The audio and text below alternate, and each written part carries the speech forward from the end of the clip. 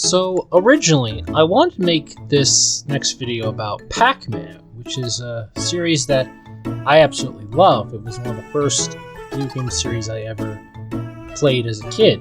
However, I was recently watching a iceberg video on CookieRun and the CookieRun franchise, and I thought, hey, the Pac-Man thing, it doesn't really have a lot of interesting beta content that I can really go over. Just one or two real interesting things, but nothing truly interesting. And because of this, I want to try to cover a game series that was a bit more interesting and a bit more obscure to the point where, or at least obscure enough to where most people probably haven't heard about it. I'll still probably do the Pac-Man video, because I really like Pac-Man, but it'll be on hold as of now. But with that out of the way, let's try and start with the cut content and beta of Ovenbreak and its sequel, Ovenbreak 2. Now, before I start with the proper beta and content, let me first explain briefly what the CookieRun franchise is, and specifically what Ovenbreak is, since I imagine, like I said before, most people probably don't know what either of these game franchises are. CookieRun and Ovenbreak are essentially in the same universe, and they're the same franchise, as CookieRun is effectively a successor to the Ovenbreak series of games, made all by Devsisters. And both franchises use the same series of characters and general concepts. The very first Ovenbreak, made by Devsisters, released on iOS on June 12, 2009, and Ovenbreak 2 was released 3 years later on December 14th, 2012. In both games, you play as one of the many Cookie characters in the franchise, with the Ovenbreak and Ovenbreak 2 being Gingerbread, the main character of the whole series, but in these two games specifically, which you're going to be hearing multiple times throughout this video. In the games, you play as one of the Cookie characters, and you go through a 2D side-scrolling endless runner of sorts. Think of it as like a 2D kind of, but yeah, 2D endless runner. You run, jump, dash, you're able to slide, and you collect power-ups and little jelly beans, which are apparently both currency and, in the lore, food for little cookie people, which is nice. Don't at me on some of the lore bits. I haven't looked up the lore in a very long time, and even as I went back to try to make sure I was saying all the lore stuff correctly, I still couldn't find every little thing. So if I missed some lore bits or I'm wrong about some, feel free to correct me down in the comments. Now, as both Ovenbreak and Ovenbreak 2 are the oldest games in the franchise, it's no surprise that they would have a large amount of cut content that didn't quite make it into their respective games. But that being said, let's begin.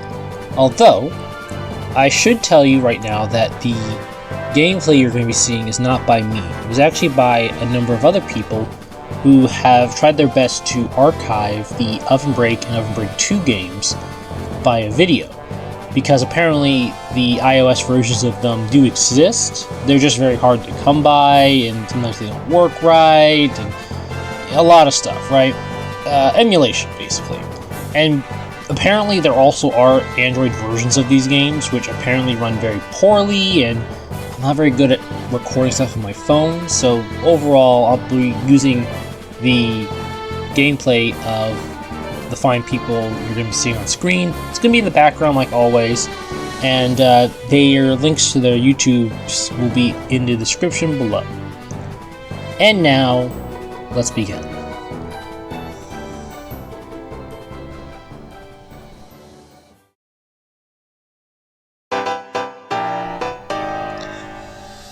Graphics.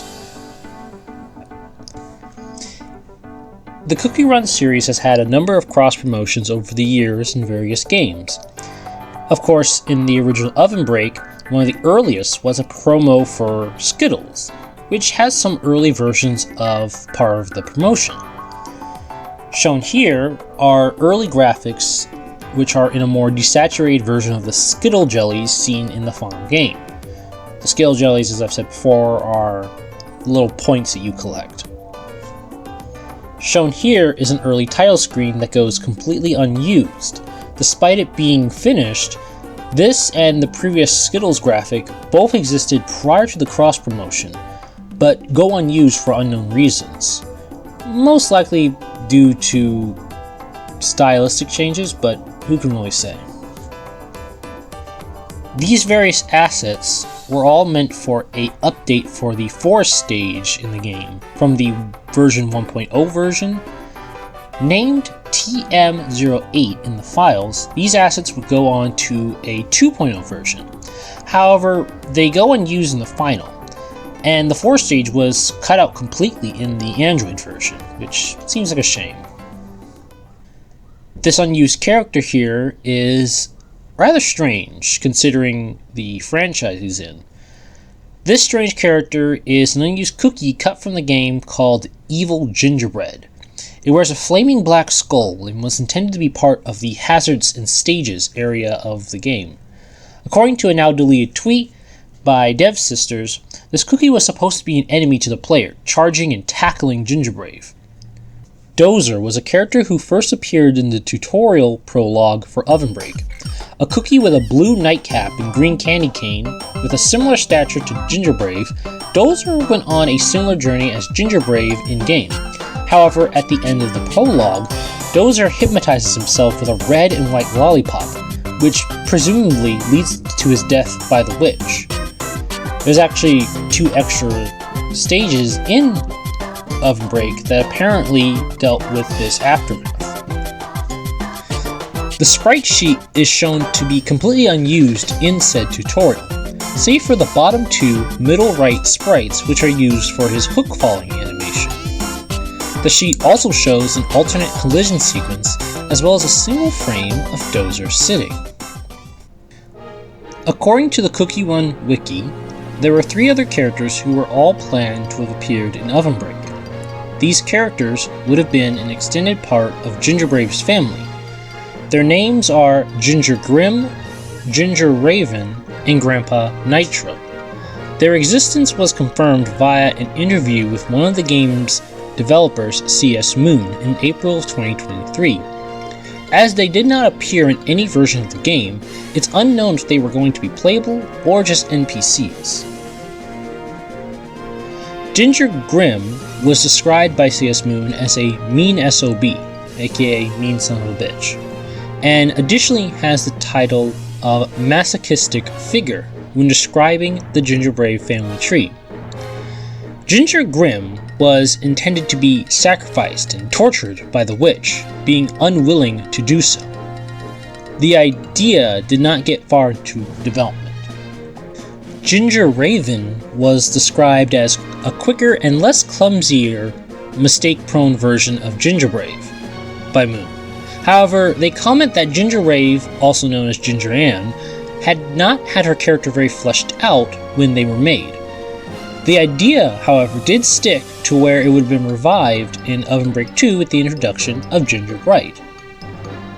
Grandpa Nitro, unlike the other 2, was the more obscure of the 3. No drawings of Grandpa Nitro are publicly available, just like the other 2, but he has been described to have a sort of Zeus-like beard and hair, and wears a leather biker jacket. His personality has also been compared to the stock character of a wise village elder, and has also been described as a Schwarzenegger-type dude by CS Moon. Audio. As you can imagine, there were a few unused audio tracks from the original Ovenbreak. This track that you're about to hear was used during an update for the Ovenbreak game called Ovenbreak Inner Space. However, it went unused in all subsequent future updates.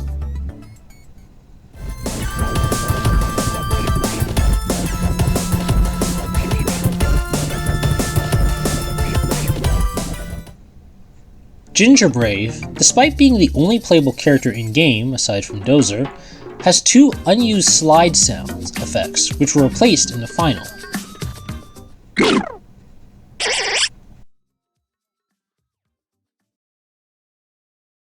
Unused text. In Ovenbreak 2, there are 3 unused text documents that can be found within the game files. The first doc, which is just a README, is about an iPhone app called Aperture, which is made to remind a person to download apps. This actually does make sense, since as the original game was made for iOS before being made for Android, and this was most likely an app used by the developers in order to remind one of them to make sure you make the version for Android. The second text document is a basic changelog for various updates for the main game. The final document is called localizable.strings and is what appears to be in-game text for the video game Get That Mish, which is a game also made by Devsisters. Sprites and animation.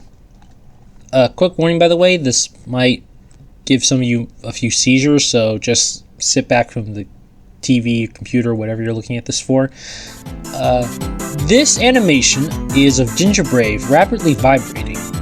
Now, this was actually part of a planned mechanic where a cookie, which are called breakers in Ovenbreak 2, would be hit by an obstacle in the game's Fever mode. However, as there are no obstacles in Fever mode, this animation goes unused. The hooking mechanic from the original Ovenbreak was actually going to appear in Ovenbreak 2, according to a tweet from Devsisters. It was eventually replaced by the double jump, which has been used in every other game since. While this mechanic was replaced, it is possible that both mechanics were in the game at one point. This was due to the fact that in order of the internal sprite sheet, the hook animation comes after the double jump. Further proving this is the fact that all 7 playable characters have animations for this hook mechanic, which you should be seeing right now. This is also true for the scrap hit animations for the Fever mode. The fact that all the characters have these animations, which are all likely reused from Gingerbrave and then edited for each character, suggests that it was fairly late into development before the mechanic was scrapped. Interestingly, each animation is split up into multiple animations instead of a basic sprite sheet, which is very odd because you would think it would be different sprites so that you can have different things for that. But like I said, they're most likely reused the main animation as a base, with Gingerbrave in this case, and then edited each one for every character.